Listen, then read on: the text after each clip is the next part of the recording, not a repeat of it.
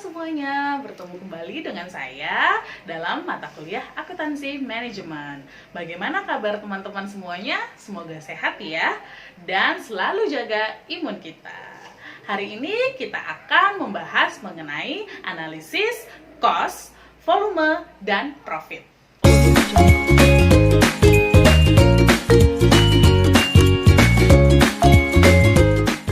Oke, jadi cost volume profit analysis ini atau biasa disebut analisis CVP adalah analisis yang mempunyai manfaat pada awal tahap perencanaan seperti kemarin sudah kita bahas mengenai proses manajerial. Jadi di awal tahap perencanaan karena menyajikan suatu kerangka pemikiran yang sederhana dalam mendiskusikan isu-isu perencanaan dan pengelolaan data yang relevan. Oke, jadi di analisis CVP ini ada keterkaitan erat antara cost atau biaya terhadap volume terhadap laba. Jadi misalnya ketika kita atau organisasi ingin mendapatkan laba tertentu, maka mereka harus berpikir mengenai volume produksinya. Nah, volume produksinya harus berapa ya yang harus kita produksi? Nah, namun sebelum volume produksi atau sebelum kita memproduksi, maka kita juga harus tahu biaya-biaya apa saja yang harus dikeluarkan oleh organisasi untuk mencapai volume produksi tersebut dan juga laba tersebut. Jadi ada beberapa asumsi dasar yang mendasari ketika kita melakukan analisis CVP ini. Yang pertama yaitu fungsi pendapatan dan fungsi cost harus berbentuk linear. Lalu yang kedua, harga jual produk, total cost tetap, dan cost variabel per unit dapat diidentifikasikan secara akurat dan tetap konstan sepanjang rentang yang relevan. Lalu yang ketiga, unit yang diproduksi semuanya harus terjual. Kenapa? Ya karena setiap organisasi pasti ingin semua unit yang diproduksi harus terjual. Lalu selanjutnya yang keempat, untuk analisis multi produk, bauran penjualan dapat dihentikan dengan pasti. Dan yang terakhir, harga jual dan cost diketahui juga dengan pasti. Nah, salah satu alat analisis di CVP ini yaitu pertama analisis titik impas atau biasa disebut BEP atau break even point. Jadi analisis titik impas ini di mana kalau kita jualan satu produk ya kalau laku berapa ya supaya bisa balik modal. Nah, itu analisis titik impas. Nah, titik impas adalah volume aktivitas di mana total pendapatan sama dengan total cost atau titik di mana laba sama dengan 0.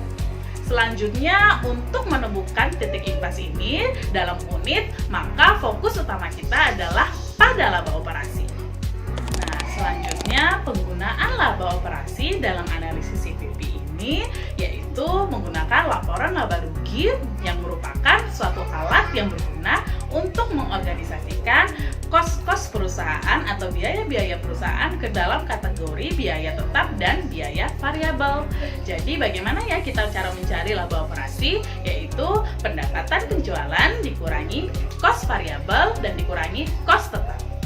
Nah, lebih lengkapnya, jadi laba operasi pendapatan penjualan itu adalah perkalian dari harga jual kali jumlah unit terjual. Lalu cost variabel adalah cost variabel per unit dikali jumlah unit terjual. Lalu dikurangi total cost tetap. Jadi untuk menghitung titik impas atau BEP, maka laba operasi diberikan nilai 0.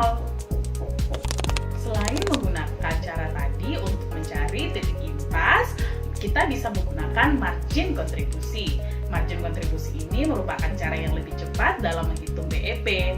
Jadi ini lebih berpusat kepada margin kontribusi.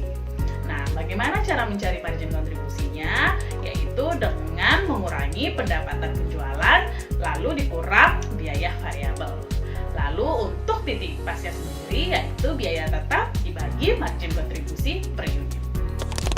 Meskipun titik impas merupakan informasi yang berguna, namun kebanyakan perusahaan juga ingin mempunyai laba operasi lebih besar daripada 0.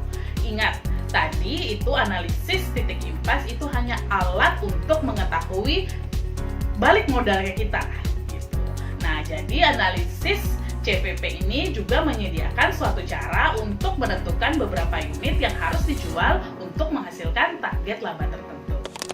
Jadi ketika sebuah organisasi ingin mengganti jumlah profit tertentu yang diinginkan, maka kita bisa menggunakan laba operasi sama dengan harga jual jumlah unit terjual dikurangi cost variable per unit jumlah unit terjual, lalu dikurangi lagi total cost tetap. Nah, dapat juga dihitung dari presentasi penjualan tersebut. Dapat variasi lainnya ketika kita ingin mencari titik impas atau BEP, yaitu dengan menggunakan contribution margin ratio. Sama juga, jadi saat kita mencari titik impas, yaitu total cost tetap dibagi margin kontribusi per unit, dibagi lagi harga jual per unit. Sehingga titik impasnya yaitu total cost tetap dibagi rasio margin kontribusi. Oke, jadi analisis CPP ini sangat berketerkaitan dengan pengelolaan risiko dan ketidakpastian. Karena pada saat kita menggunakan analisis CPP ini adalah pada saat kita berada di fase perencanaan. Jadi asumsi penting dari analisis CPP ini adalah bahwa harga dan cost diketahui dengan pasti agar itu tadi kita bisa mengelola risiko ketidakpastiannya. Lalu risiko dan ketidakpastian adalah bagian dari pengambilan keputusan bisnis dan bagaimanapun hal itu harus dikelola. Manajemen juga harus menyadari sifat ketidakpastian dari harga, cost, dan kuantitas di masa depan. Selanjutnya, manajer bergerak dari pertimbangan titik impas ke pertimbangan yang bisa disebut kisaran titik impas. Dengan kata lain, karena sifat data yang tidak pasti, mungkin suatu saat nanti perusahaan bisa mencapai titik impas ketika sesuai dengan perencanaan awal. Namun bisa saja bisa lebih atau kurang dari titik impas yang sudah direncanakan. Nah, oleh karena itu, analisis CPP ini sangat penting pada sebuah organisasi karena ini juga berketerkaitan dengan masalah penganggaran yang akan kita bahas di pertemuan selanjutnya. Oke, jadi cukup sekian mengenai analisis CPP ini dan kita bertemu lagi di kesempatan selanjutnya dan semoga teman-teman semua tetap dalam keadaan sehat dan terus semangat. Sampai jumpa.